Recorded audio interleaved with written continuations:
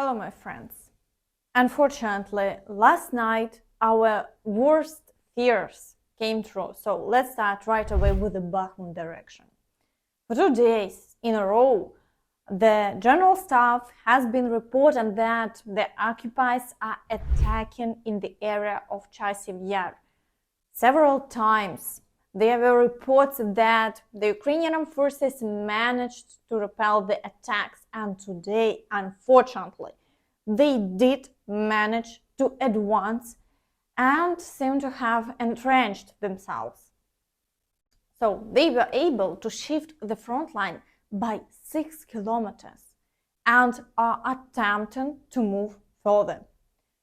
Immediately, several groups are leading assaults, and the number of shelling incidents in both Chasiv Yar and the surrounding settlements is at its maximum. Additionally, the advancement of the Russians in Ivanivsk has been confirmed, so part of the village has fallen under the control, and accordingly the situation has worsened.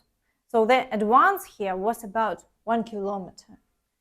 And the official statement from the General Staff sounds like this. During the day, 54 combat clashes took place. In the Bakhmut direction, the defense forces repelled 5 enemy attacks in the areas of the settlements of Klishchivka, Avdiivka, Stupaki and east of Chasiv Yar of the Donetsk Oblast, where the enemy tried to improve its tactical position. The enemy carried out airstrikes in the area of the settlement of Chasiv Yar, Donetsk Oblast. About 10 settlements, including Kryharivka, Kalinivka, and Klishchivka of the Donetsk Oblast, were also under artillery and mortar fire. As it evident, the battles are practically raging near the village of Stupachki, which is very concerning. Similarly, the occupiers continue to assault Klishchivka and Avdiivka. So due to their new advancements by the Russians, holding their defense has become more challenging. Thus, today, the threat is looming directly over Chasiv Yar. So the occupiers are already begun bombing everything around with guided bombs to capture another major Ukrainian city. The situation is very complex because it lies in the urgent need to build several defense lines around Konstantinivka. Although this may not be immediately relevant today because the Russians could break through any defense line with FAB bombs.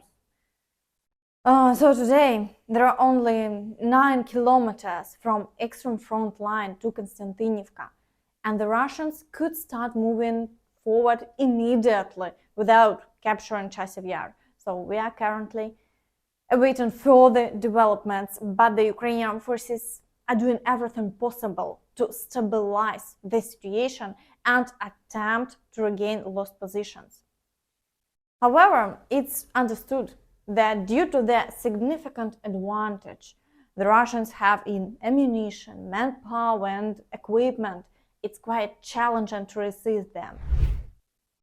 In the Avdiivka direction, the occupiers conducted 11 attacks, and as before, the battles are ongoing for Bogdanivka, Orlivka and Tonnenka. The Ukrainian Armed Forces are doing everything possible to prevent the occupiers from advancing.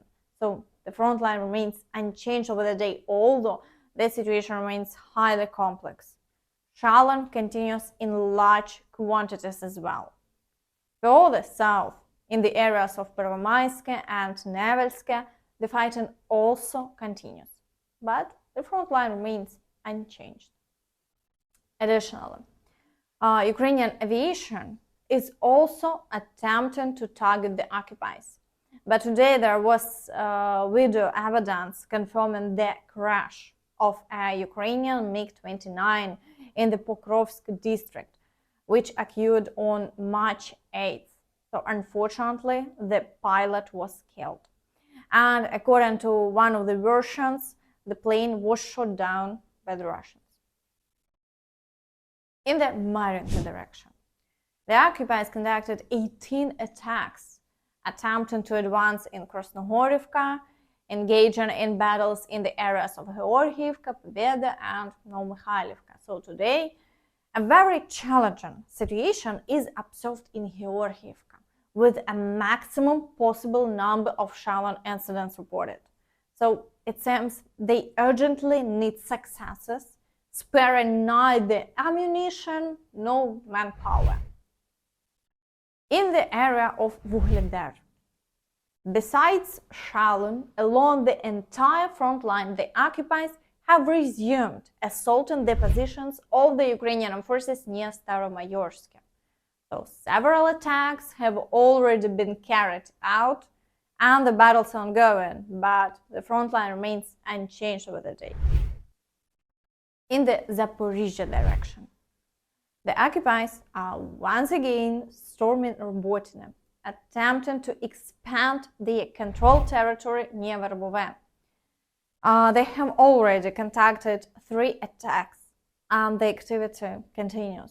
Shelling across the entire front line also persists, but there have been no changes over the day. In the Kherson direction, the occupiers continue shelling the right bank. However, in the area of Krynky, the General Staff again states that there are no assaults underway and the situation has stabilized. And it's also reported that Ukrainian aviation destroyed a Russian command post. So there were explosions in Svatove yesterday, but details are still unavailable. Okay, now let's move on to the Luhansk direction. Here, in the area of Siversk, the occupiers failed to advance near the villages of Spyrne and Rozdolivka, so the attacks have ceased. However, offensive actions have resumed in Bilogorivka. Shelling continues along the entire front line, but there have been no changes, and we await the outcome of the new battles. In the direction of Kreminna, the occupiers continue their advance towards Terny, but haven't achieved any success, and the front line remains unchanged. Shelling persists along the entire front line, and the situation remains unchanged. In the Svatove direction, the General Staff reported shelling in Kryvoshivka, so it could be a mistake, or the Ukrainian Armed Forces may have attempted an offensive operations. So we are awaiting clarifications. And in the Kupiansk direction, the occupiers have quieted down for now, so shelling is reported, but there are no offensive actions and the front line remains unchanged, and we are waiting to see how events unfold. Meanwhile, videos have begun to surface online showing Russian soldiers on the front line receiving drinking water. Что-то не записалось. Придется заново.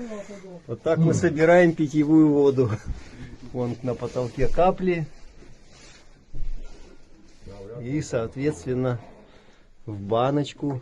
Потом отстаиваем. И потом у нас будет кальций не собирай. А то камни в почках образуются. За сколько мы уже песка нахавали? Да, кстати, потом на зубах скрипит долго почему-то. Вроде уже все это слюнями разбавил. А оно там все скрипит и скрипит. А в соседних развалинах банка из-под шпаклевки, миска. Собираем дождевую воду капли.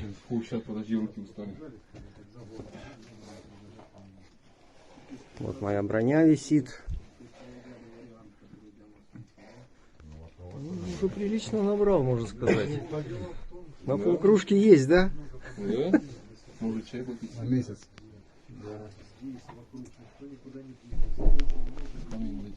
So friends, words fail me. So it seems the commanders must think that Cannon fodder doesn't deserve any better.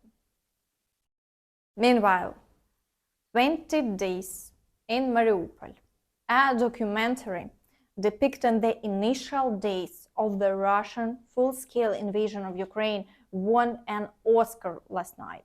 So the film follows the Associated Press team, the sole representatives of international media in Mariupol, as they documented Russian war crimes and exposed to the world the atrocities committed by Russia in Mariupol.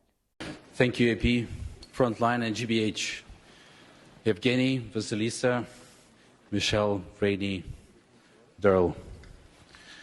Thank you for making this film with me. Thank you for helping me in this journey. This is the first Oscar in the Ukrainian history. And that's all from me.